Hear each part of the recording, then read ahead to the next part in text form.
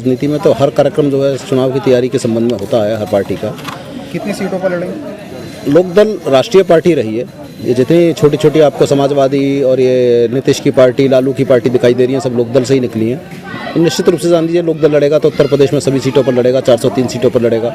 किसान नौजवानों को एक नया विकल्प देगा, जो किसान वहाँ 7 महीने से धक्के खा रहे हैं, जिन्हें पूछने वाला नहीं है कोई, जिन्हें ना विपक्ष पूछ रहा है ना सत्ता पक्ष पूछ रहा है, उन किसानों को एक नई आवाज़ देने का काम लोकदल करेगा। लोकदल आज भी वहाँ पर उनके साथ मौजूद है। तो लोकदल उत्तर प्रदेश की सभी 403 सीटों पर लड़कर देश की जनता को एक नया विकल्प देगा। उस जनता को जो उकताई हुई है कि सपा को पहले देख चुकी है, भाजपा को अब देख रही है, कांग्रेस को केंद्र में सालों देख चुकी है, तो एक नए विकल्प की तलाश में लोकदल जनता के बीच जाएगा। और जनता को मुद्दे लोकदल के होंगे उत्तर प्रदेश में नहीं पूरे देश में कि किसानों को आंदोलन करने के लिए दिल्ली ना आना पड़े, किसानों को उनकी फसल का दाम इतना मिल जाए कि महंगाई के हिसाब से किसान अपने बच्चों को पढ़ा सके, उस किसान के बच्चे खेती छोड़कर दिल्ली और बम्बई में जाके टैक्सी ना चलाएं, सड़कों पर ना सोएं, किसान के बच्चे खेती करें। मुद्दा ये होगा कि किसान को खेती का न्यूनतम समर्थन मूल्य भी ऐसा मिले जो महंगाई के हिसाब से हो।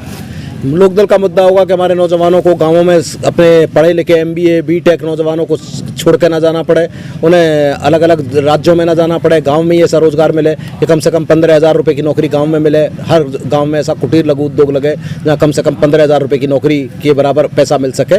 लोकदल का मुद्दा ये होगा कि गाँव रोजगार सृजित हो, किसानों को फसल का दाम मिले, महिलाओं को सुरक्षा हो और हर गाँव एक इतना समृद्ध बने कि उसको लखनऊ की ओर ना देखना पड़े, दिल्ली की ओर ना देखना पड़े, गाँव अपना सरकार अपना शासन खुद चला सके। लोकदल के मुद्दे ये होंगे। अकेले लड़ेंगे या किसी के साथ गठबंधन भी करेंगे?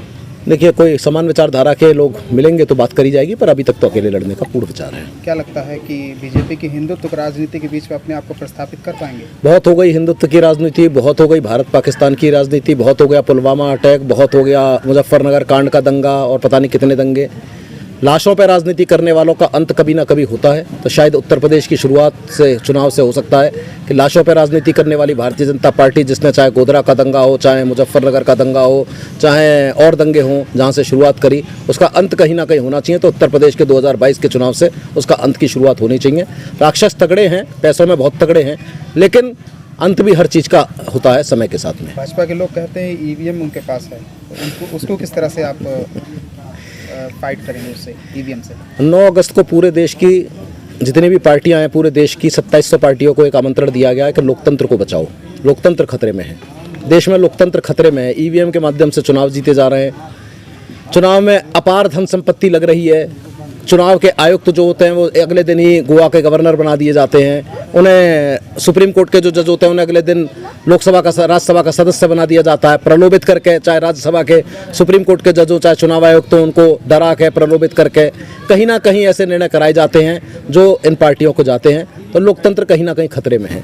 लोकतंत्र को बचाने के लिए अगस्त क्रांति पर 9 अगस्त को पूरे देश की सब पार्टियों को बुलाया गया है। उम्मीद करते हैं कि जिन पार्टियों की लोकतंत्र में विश्वास होगा वो आएंगी। अगर विश्वास लोकतंत्र में नहीं है तो पार्टियों का बनाने का मतलब ही कोई नहीं है। नीट में OBC आरक्षण को किस तरह देखते हैं आप? OBC आरक्षण को किस तरह से देखते हैं? आरक्षण तो देश में 89 में VP सिंह जी ने लागू किया था मंडल कमीशन के माध्यम से, वो लागू हुआ था उस समय, और उस समय से कुछ जगह का पालन हुआ, कुछ अलग अलग राज्यों में अलग अलग तरह पालन हुआ। तो आरक्षण को सही लोगों तक लाभ मिले, होना ये चाहिए, गलत लोगों तक लाभ ना मिले, उसका ये होना चाहिए कि गलत। में OBC आरक्षण, नीट में OBC आरक्षण अब पूरे देश में IAS के प्रीलिम्स में भी शायद OBC का आरक्षण है, मेंस में भी है। तो ये नीट में अगर है कि नहीं अभी कुछ कह नहीं सकते, पर हाँ ये है कि निश्चित रूप से हम तो ये चाहते हैं कि देश में अगर हमारे उस पर चलोगे तो हमारी तो विचारधारा अलग है। हमारा तो कहेंगे कि सभी तरह के आरक्षण ही समाप्त कर देने चाहिए। क्या सपा बसपा की तरह आप भी ब्राह्मण सम्मेलन करेंगे? नहीं, हम उल्टा करेंगे। हम कहेंगे जो जातियों का सम्मेलन करे उस पर देशद्रोह का NA से मुकदमा लगाओ। अगर कोई जातियों का सम्मेलन करे तो देश को सबसे बड़ा जातियों के नाम पे बांट रहा है, और जातियों के नाम पे बांटने वाले कबीलों के जो नेता हैं उनको बंद करना चाहिए। सपा बसपा से किस तरह फाइट करेंगे? सपा बसपा फाइट में ही नहीं है तो उनसे करेंगे क्या? वो फाइट में कहाँ है? बसपा तो टिकट बेचने में मशगूल है, उसको तो टिकट का दाम चाहिए, वो तो बेच ही लेगी भाजपा के साथ मिलकर। रह गई समाजवादी पार्टी, वो तो ED जिस दिन CBI खड़ी होगी उस दिन म्याऊं म्याऊं करने लगती है, तो उसका कोई अस्तित्व ही नहीं है उत्तर प्रदेश में। जिस दिन से नेताजी थे हमने तो आज तक देखा नहीं देश में कभी किसी बाप ने बेटे को भरे मन से हटा के सत्ता हासिल करी। औरंगजेब ने पाई थी और अखिलेश जी ने पाई है। तो जो बाप का नहीं हुआ वो जनता का क्या होगा सोचने का विषय है, जो अपने बाप का नहीं हुआ वो जनता का क्या होगा सोचने का विषय है, समय है सोचने का। तो ऐसा नहीं है कि समाजवादी पार्टी मुलायम सिंह जी के समय एक पार्टी होती थी उसका अस्तित्व होता था, आज समाजवादी पार्टी का कोई अस्तित्व ही नहीं है। 40-45 विधानसभा जो नेताजी 200 पे छोड़ के गए थे, आज 40-45 पे वो भी धीरे धीरे खत्म हो जाएंगे। नेताजी अभी आपने कहा आरक्षण खत्म कर देना चाहिए जी, देखिए ऐसा है, आरक्षण खत्म करने का मतलब गरीबों को आरक्षण मिलना चाहिए। गरीब किसी भी वर्ग से हो सकता है, गरीब मुसलमान में भी होता है, गरीब उसका भी होता है, आपके वर्ग में भी हो सकता है, ठाकुरों में भी हो सकता है, हर वर्ग में हो सकता है। गरीबों को आरक्षण दो जो डिजर्व करते हैं। ये नहीं कि एक IAS के अफसर को बेटे को आरक्षण दो, वो गलत है। संशोधन होना चाहिए। जी बिल्कुल होना कहने का चाहिए। तात्पर्य ऐसा होना चाहिए संशोधन के IAS एक कलेक्टर है, वो IAS दलित है और उसके बच्चों को भी आरक्षण मिल रहा है।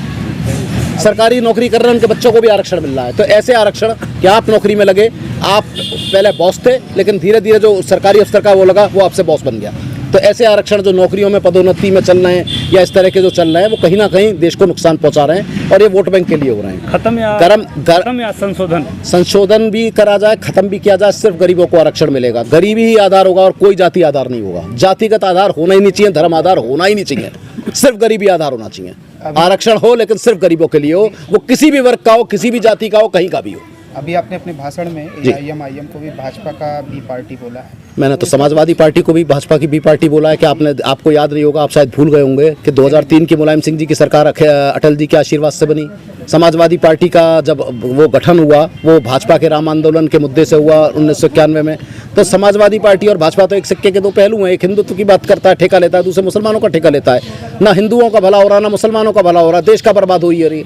तो चाहे ओवैसी तो अभी आए हैं, वो तो खैर पूरी तरह है ही उसके साथ में, भाजपा के पेड पैसे से चल रहे हैं। लेकिन समाजवादी और ये जो गठन है, ये भी कोई वो नहीं है, कोई ऐसा नहीं है कि कोई भाजपा की बी टीम नहीं है। ये सब भाजपा की बी टीम है। जो भी दल ED और CBI में वो है, वो निश्चित रूप से या तो जेल में होगा लालू जी की तरह, या इनके पैर छू के राजनीति करेगा। इसके अलावा राजनीति नहीं कर सकता। अभी आपने कुछ पत्रकारों पे कमेंट किया। हाँ, कुछ बड़े बड़े चैनलों पे करा, पत्रकारों पे नहीं किया, बड़े बड़े समाचार मीडिया हाउसेस पे किया, जिनकी आवाज़ जो है आज पैसों में चली गई है, जिनकी आवाज़ को या तो पैसे की ताकत से दबा दिया गया या उनकी आवाज़ को CBI ED की ताकत से दबा दिया गया। अभी 2 दिन पहले भारत समाचार और वो भास्कर, दैनिक भास्कर पे इनकम टैक्स के छापे पड़े। उससे पहले कई लोगों को प्रताड़ित किया गया। तो ये सब काम जो हो रहा है लोकतंत्र के हिसाब से ठीक नहीं है। जो आपके हाँ में ना मिलाए, इसका मतलब वो देशद्रोही है। उसके ऊपर छापे मारो, उसको कहीं ना कहीं कमी निकाल के उसको बंद करो। ये लोकतंत्र में हिटलरशाही है, जो तानाशाही चल रही है और जिसका अंत आने वाले शुरुआत जो होगी 2022 से हो जाएगी, उत्तर प्रदेश से। जी हाँ, हमारी आखिरी आज़ादी की आपसे विनम्र गुजारिश है कि अगर इसको बचाना अथवा बढ़ाना चाहते हैं तो हमारी आखिरी आज़ादी को सब्सक्राइब करने के लिए रेड कलर की बटन दबाएं, फिर बेल आइकन की घंटी दबाएं। हमारी आखिरी आज़ादी को बचाने के लिए बहुत ज़रूरी है कि हर खबर को लाइक करें, कमेंट करें और शेयर ज़रूर करें।